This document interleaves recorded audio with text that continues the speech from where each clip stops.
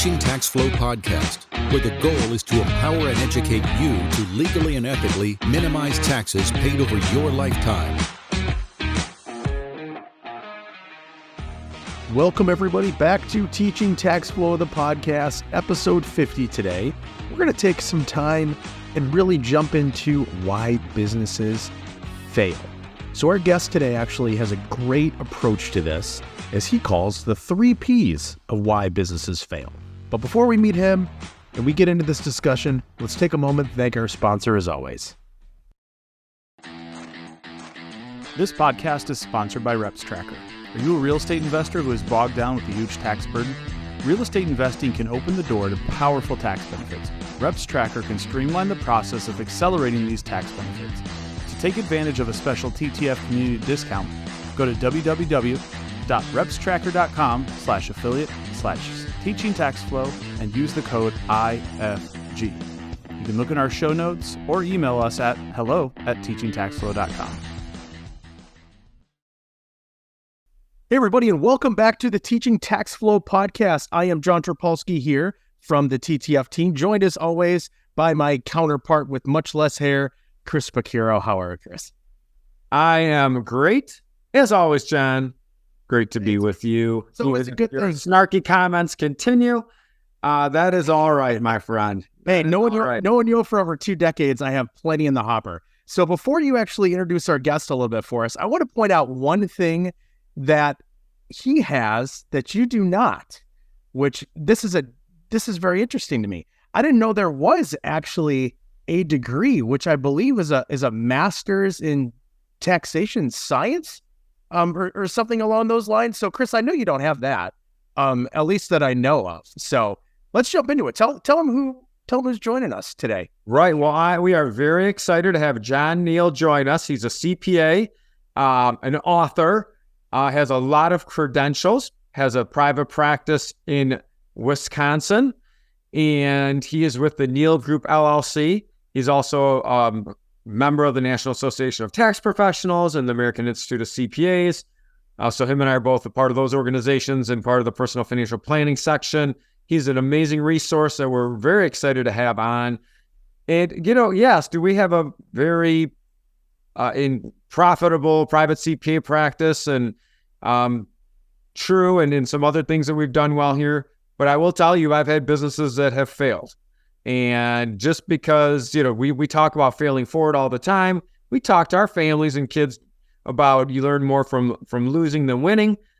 So that's why this subject, why businesses fail, is really pertinent to anyone in the Teaching Tax Flow community, because I would bet that I know many of our listeners, many of the people in the Teaching Tax Flow community are business owners, are real estate property owners, but if you are not, many of them have an entrepreneurial spirit and have thought about starting a business. So, Jon Neal, welcome to the podcast. Can you give us a little bit of a personal introduction?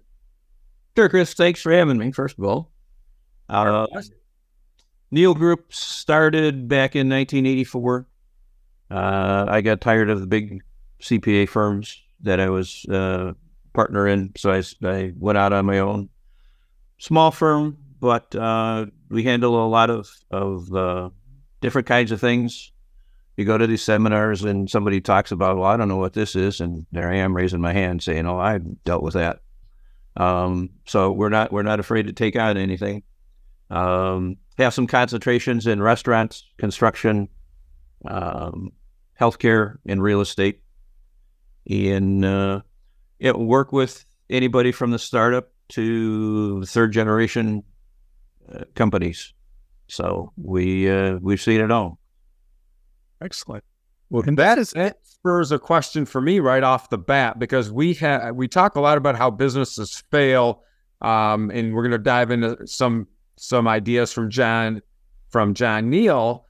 But I also want to touch on as you mentioned, they're third generation businesses. There's a whole myriad of challenges for multi-generational businesses that are passing on or transitioning. And those, typically the biggest challenges are actually not financial. There's relationships, there's roles. We're working on a couple cases in our private CPA practice that working with just absolutely amazing families and working through that, especially for the matriarch or the person that started the business. It's kind of like one of their babies. So, John, can you kind of touch on some of maybe the keys for multi-generational business planning and transition, and then we'll dive into startups? Sure.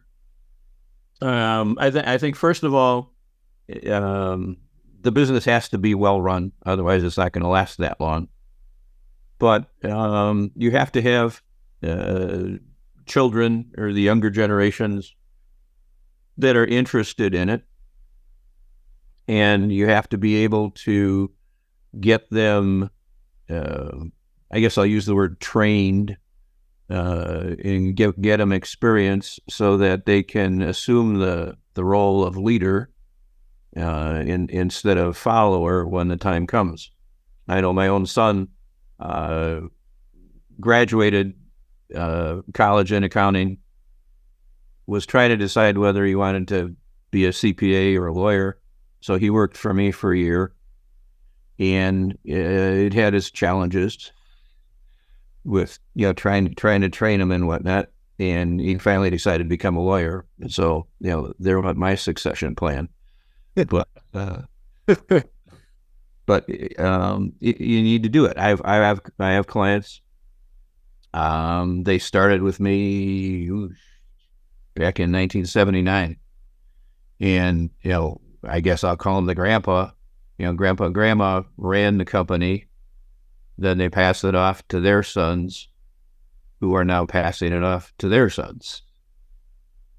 And they, as I said, they needed to be. They worked in the business while they're going to school and whatnot, and liked it, and are going to continue on, and maybe their sons, so be fourth generation, will be running the business soon.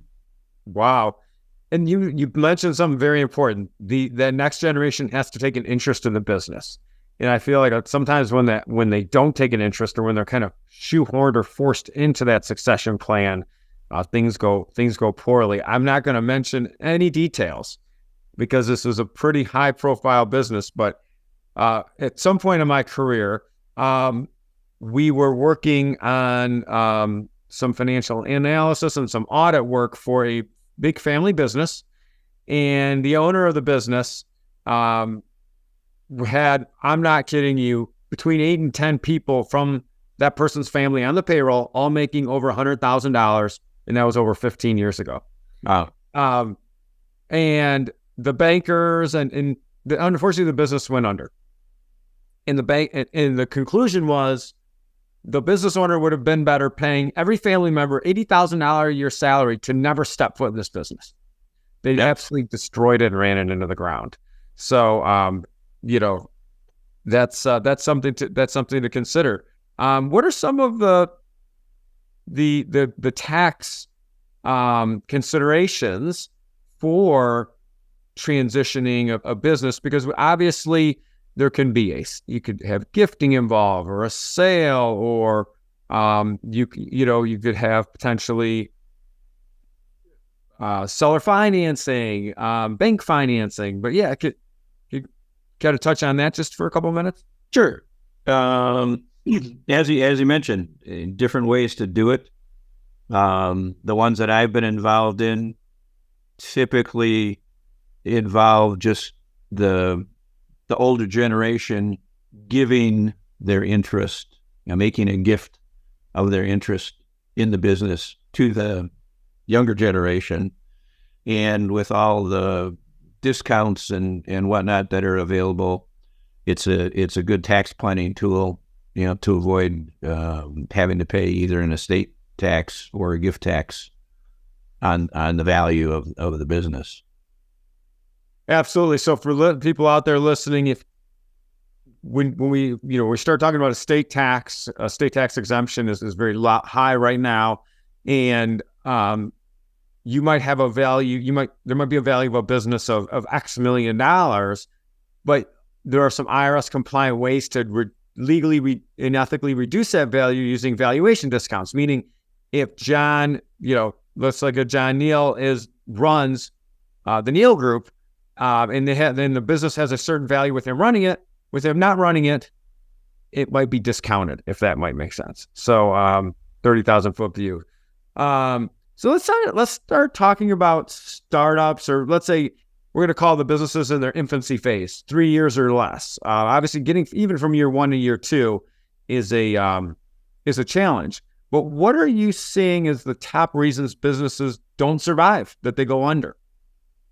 Well, when I was doing a little homework and outlining for this session, I came up with what I call the 3 Ps of why businesses fail.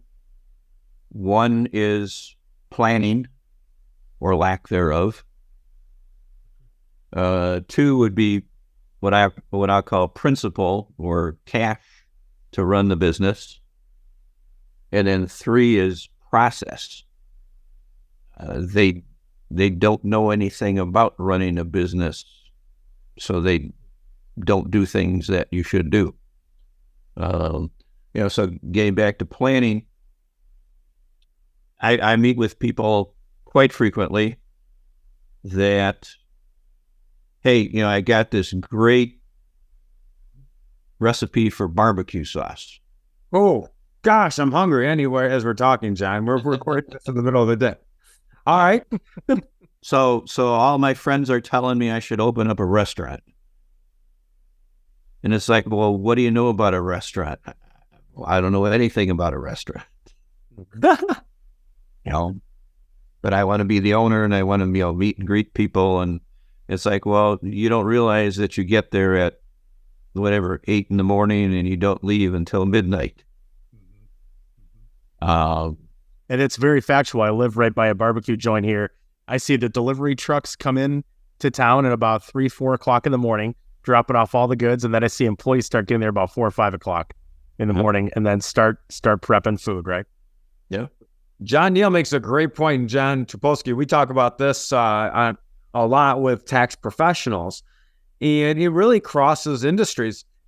Just because you're the inventor, the visionary, or the creator of a product or a service, or you have a technical skill like creating great barbecue sauce, preparing tax returns, welding, that doesn't mean you have the skills to run a welding shop. Being a business owner is a completely different skill set than the technical skill that you have, if that makes sense. And I would put that under that planning bucket that John mentioned. So what about the cash and principle portion? I know, you've authored several books, which we'll touch on. One of them, The 5 Ways to Improve Your Cash Flow. But what would you recommend other than having a money tree in your backyard? The cash or principal portion of it, not only startup, but also having some type of cash flow. Yeah. Well, I think you have to be realistic when you're starting your business. Again, when I'm talking to people and we start going through their forecasts, projections, and whatnot, they're like, well, okay, I think now I'll use a smaller business. I think I need about $100,000 to get this business started. And it's like, great. How much are you going to put in? Well, I'm not going to put in anything. I should be able to get it from a bank. Right. Yeah, you don't have the money to put it in, and you don't want to take the risk, but some bank's going to. Gotta love that. And then also they underestimate how much they're going to need. The person who says they need 100,000, they actually maybe need $250,000.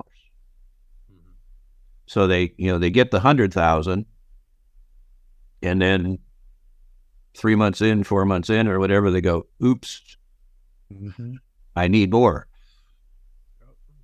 At some point, say like, was it consumer packaged goods? Like you mentioned, the barbecue sauce, right?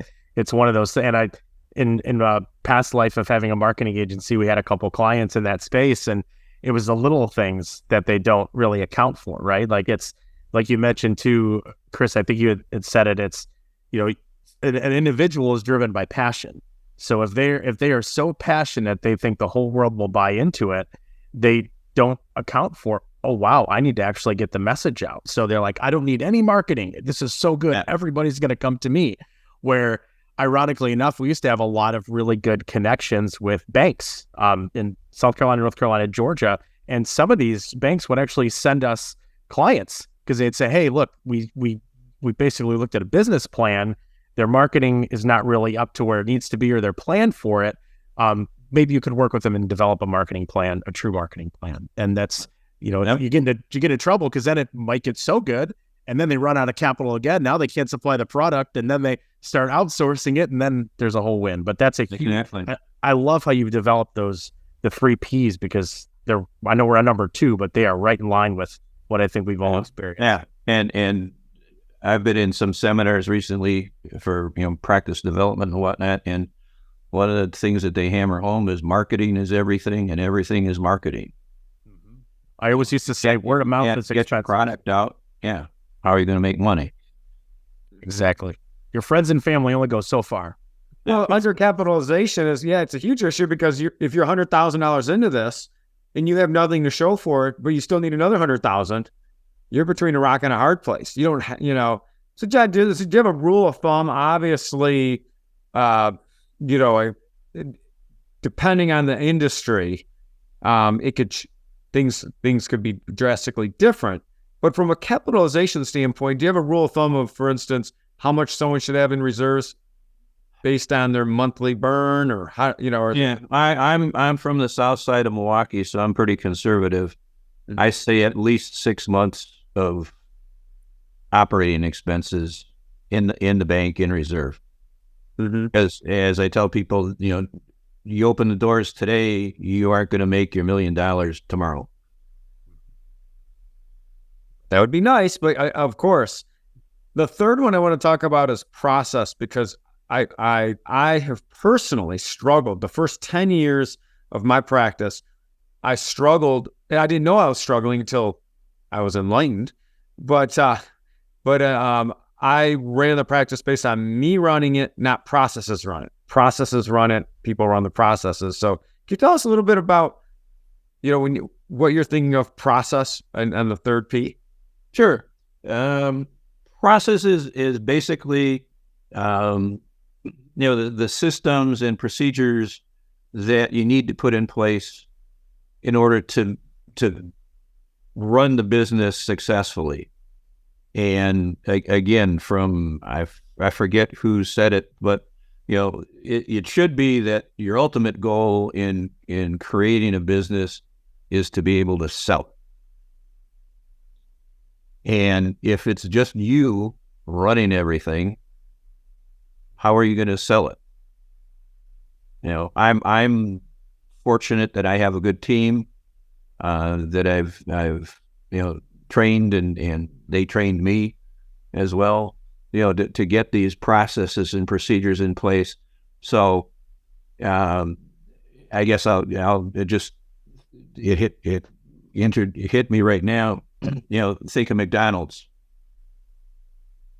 Everything is there. I used to work at McDonald's when I was in high school, and they had binders and binders of how to make a French fry and how to clean the shake machine, and everything just was there in writing, so that if I wasn't working today and Susie had to work the fries, she would know how to do it.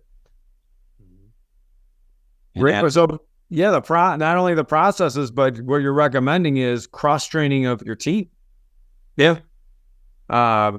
Because if we know one thing is that humans are not reliable. It is not on purpose. We just are not. Like, what if one of our children has something happens? What if our car breaks down? What if we don't have internet?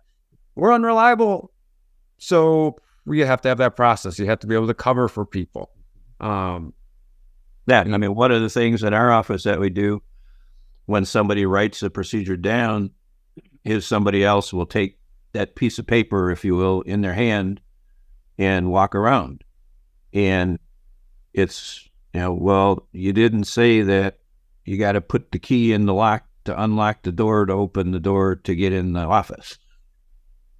You need to add that to your procedures. Yeah, I like having procedures. The worst thing is if my wife sends me says, "Can you grab detergent from the grocery store?" Well, how about this? Take a picture of the one you actually want, and I will grab that for you because I don't want to get the wrong detergent. But I love that planning, principle, process. I mean, those are the three things. And for someone, I want to ask you a question, then definitely get all of your contact information so that if someone's out there looking for some assistance, we have that available. But for someone starting a business, what are the one or two things it could be? Because I see people jumping into these extravagant entity formations and flow charts and all this stuff before they have any sales. What are maybe one or two relationships that someone starting a business needs to have in place that they might not be thinking of right now? And then one or two things just to get started that they should think about as far as getting their books and tax and accounting in order. Yeah. Well, I think one of the things that you need for sure is a good accountant, CPA, whatever you want to call them. You know, somebody that deals with numbers so that they can check your numbers and see if they're within reason. That's probably the most important. Second, I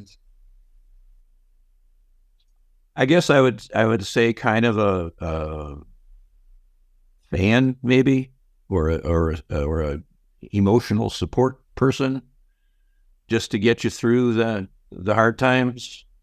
You know, when I started my accounting firm, you know, I had one client, and it was like, well, where am I going to get the other ones? And so my wife would, you know, don't worry, they'll come. You know, we'd bounce things off each other, and maybe that's a better thing. Somebody to bounce ideas off of. You know, hey, you know, your family may like your barbecue sauce, but the general public wants it spicier, or they want it sweeter, or they want it less red or more red, or whatever. So somebody to bounce ideas off of, and get you back in reality. Right. And that's a great way to really start to close us up a little bit on this. I do, as we start to wrap too, I want to go back to those 3 Ps, not hitting them any specific order, but really the importance of those 3, which really stand out to me. So you have the planning, principle, and process. Really, without any one of those, you would fall on your face in a sense, right? And I wouldn't necessarily say fall on your face as far as for a complete close the doors fail, but even if you didn't have a process, you may be successful for a short period of time and then cap out and can't grow anymore. So that's, you know, basically, Chris, as you had mentioned, the example of, and I remember these days that you were in, of almost hitting a burnout a little bit and saying, wow, you know, I can't even go on vacation or the business falls apart. So I've seen a lot of people kind of fall trapped to their own success and really follow their own passion a little too far. But then I've also seen people that have the money tree, in a sense, have the passion and have no process and absolutely fail because everything just starts to unravel, and then really you run out of capital eventually. Mine is only as good as the paper is printed on, as long as you got it. But and really in closing, John, too, let's not forget, if anybody has any of these questions, I know you've authored a handful of publications. If you could recommend, I'm going to put you on the spot, if you could recommend one of your books for somebody to pick up and thumb through, and this is almost like saying, which one is your favorite child, right? Or in your case, I know you have a handful of grandchildren. Which one is your favorite grandchildren? We won't ask that question, but the books, what would you recommend to anybody?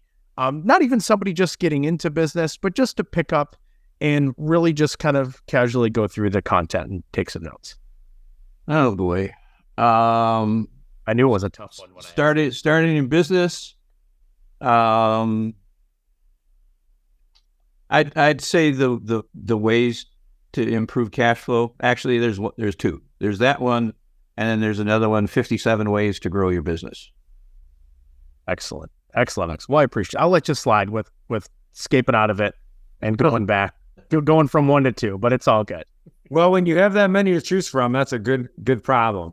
Well, John, I'm going to dust something off from that I for some reason I haven't done it in a while, but I'm going to start doing it again. We always ask our guests, we're going to have wrap it up with a quick fire questions. These are non-tax related. They're just fun questions that we're going to hit you up with. And so Jon Neal, you're going to be on the hot seat, but I promise you these are fun, easy questions. All right. So here we go. Maybe Johnny T will put a drum roll in before when this gets edited. I won't do the audible one of me doing the drum roll. It's pretty bad. We'll do something. I know.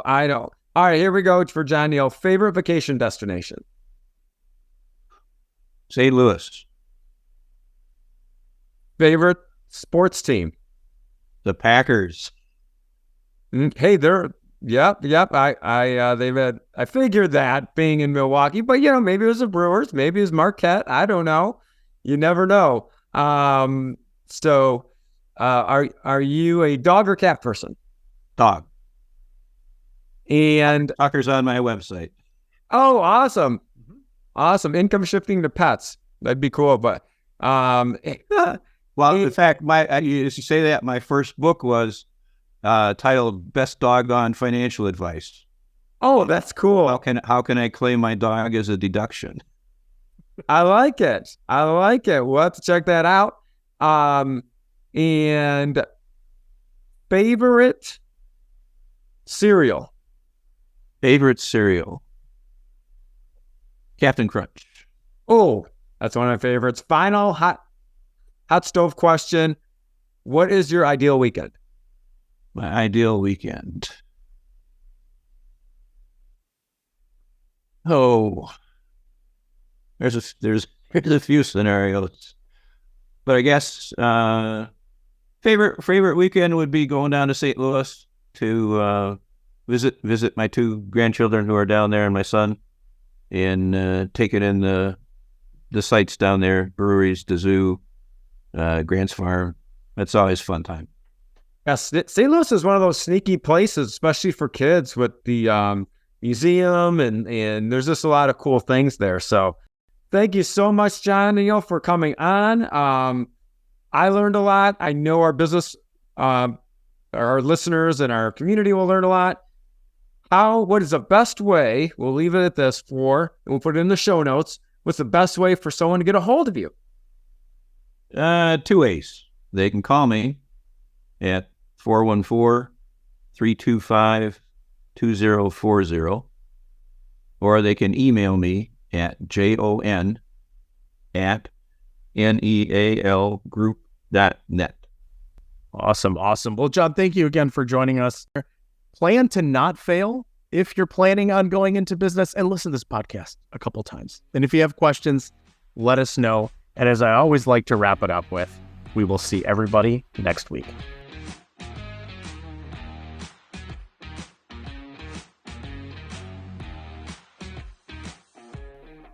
Thank you, everybody, and Jon for joining us on this episode of Why Businesses Fail. Hopefully we all got some good notes from this. Realistically, we probably all know somebody who has opened a business, potentially closed their doors, taken a break from it. But either way, we probably know anybody who's an entrepreneur or possibly not, and knows somebody who may have had a business that has not succeeded to its full capabilities. Maybe you've identified a few things in here that you may know about that person. So we covered a lot. Another great show, as always. Thank you again to Jon for taking the time to join us. We know this time of year is kind of crunch time for any tax professionals out there, so the time is greatly appreciated.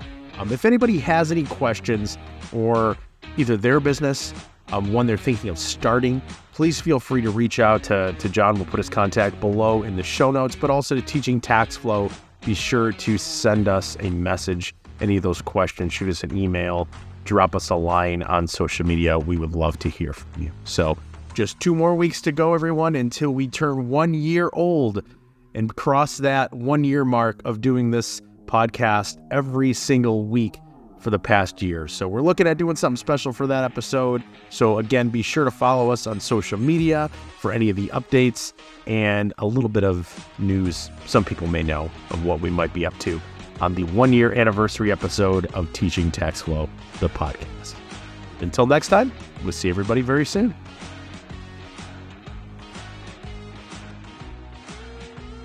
Does not constitute an offer of securities. Offerings can only be made through an offering memorandum, and you should carefully examine the risk factors and other information contained in the memorandum. The content provided is for educational purposes only. We encourage you to seek personalized investment advice from your financial professional. For all tax and legal advice, please consult your CPA or attorney. Investment advisory services are offered through Cabin Advisors, a registered investment advisor. Securities are offered through Cabin Securities, a registered broker-dealer.